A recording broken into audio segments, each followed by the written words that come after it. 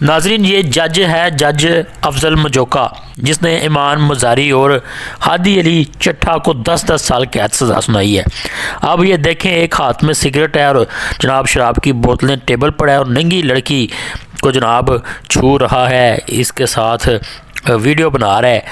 तो इस जज के ख़िलाफ़ कितनी सज़ा होनी चाहिए?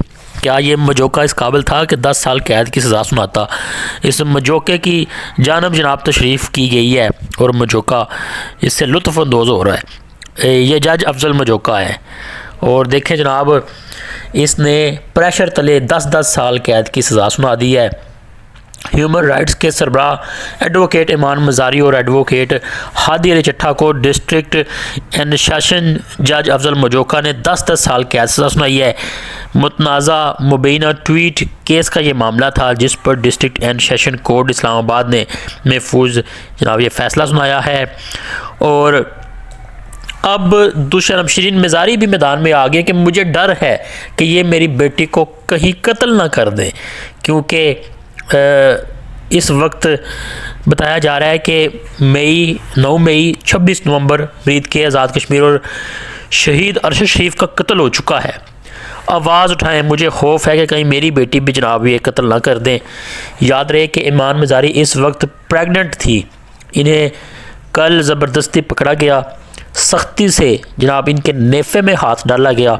खतून थी ना, खतून होती पकड़ती, लेकिन एक मर्द ने सख्ती से जनाब नेफे में हाथ डाला और गाड़ी में फेंका और इन्हें भूखा रखा जा रहा है, पानी नहीं दिया जा रहा। ये बात इतनी ख़तरनाक है कि 2 जानें ज़ाया हो सकती हैं।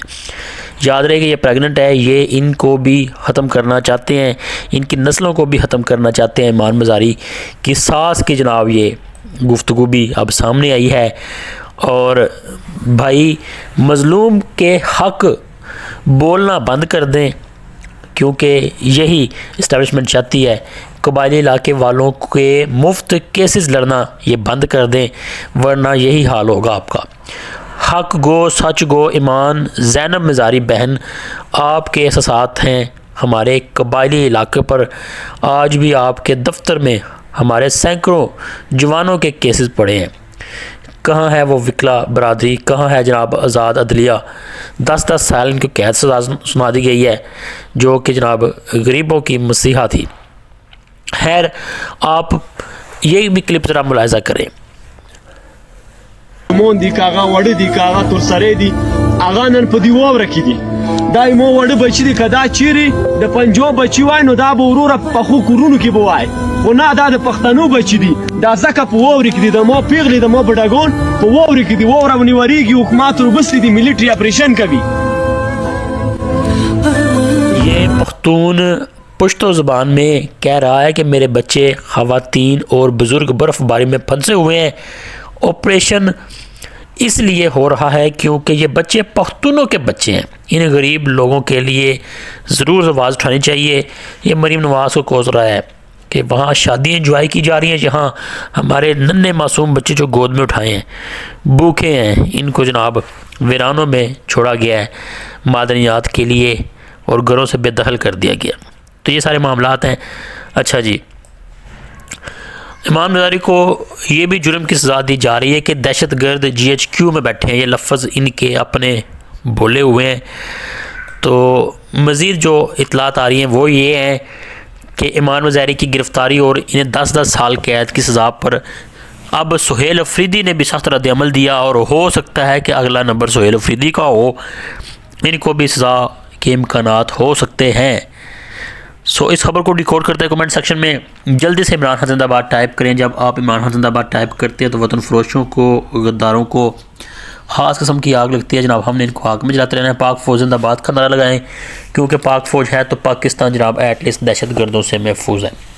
सो रिपोर्ट के मुताबिक बताया जा रहा है कि सुहेल अफरीदी इसलिए शदीद बरखम नज़र आते हैं कि वो बहुत जल्द एक विकला तहरीक शुरू करने वाले थे, जिसमें ईमान मज़ारी का भी अहम किरदार होना था और इस विकला तहरीक को स्ट्रीट मूवमेंट से जोड़ने की तैयारी जारी थी।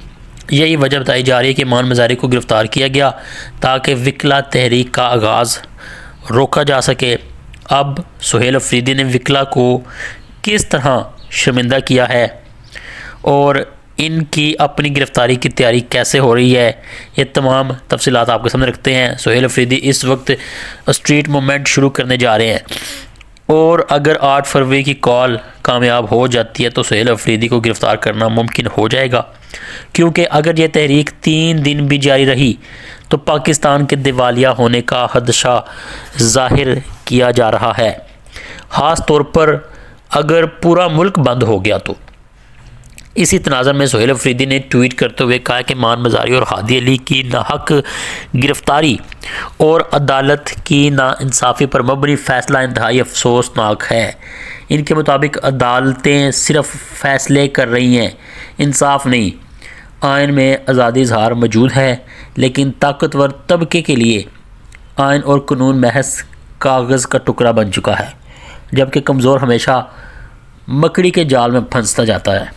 इन्होंने कहा है कि विकला की खामोशी समझ से बालातर है।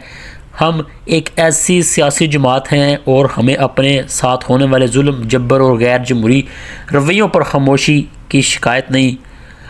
अगर कम अज़ कम अपने लोगों के लिए आवाज़ तो हम उठा सकते हैं। सुहेल अफरीदी ने मिसाल देते हुए कहा है कि पहले सहाफ़ी अरशद शरीफ को शहीद किया गया, लेकिन सहाफ़ी बरादरी मुतहद ना हुई। फिर इंतज़ार पंजोथा को भी अगवा कर लिया गया और सब खामोश रहे।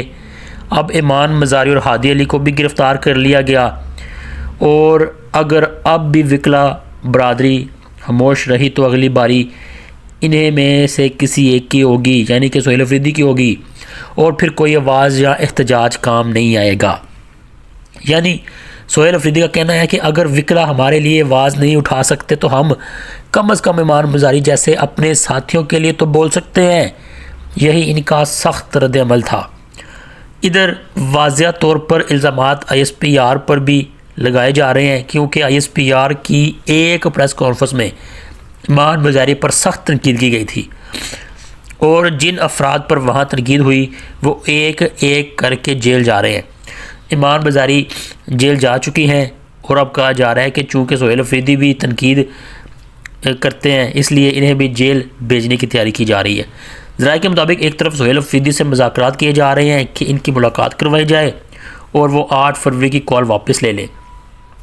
हम अगर सुहेल अफरीदी इस कॉल को वापस लेते हैं और महज इमरान खान से मुलाकात पर राज़ी हो जाते हैं तो आगे चलकर इनके लिए ख़ास मज़ीद ख़तरनाक हो सकते हैं हालात।